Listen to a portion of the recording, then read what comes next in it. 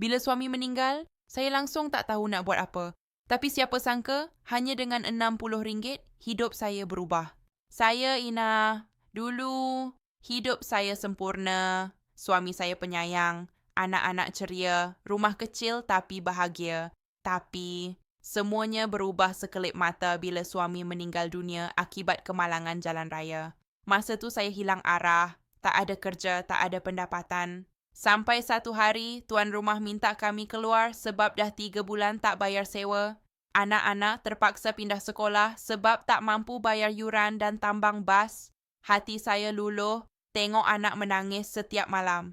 Tapi saya terfikir, kalau masa boleh diputar semula, saya akan mula cari pendapatan sendiri dari awal. Bukan sebab apa, tapi sebab nak lindungi masa depan anak-anak. Saya jumpa bisnes BE International.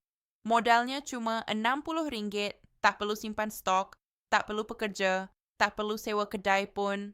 Saya diajar dari A sampai Z oleh leader BE pasal selok-belok bisnes BE. Tak ada risiko niaga sebab barang terus beli dari pejabat BE sendiri. Sekarang saya boleh bantu diri sendiri. Dan anak-anak tak perlu risau lagi. Kawan-kawan saya dari BE banyak bantu saya. Saya suka budaya BE.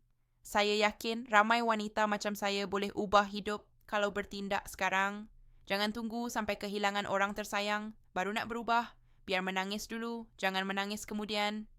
Bertindak sekarang. DM saya untuk saya bantu buat bisnes BE.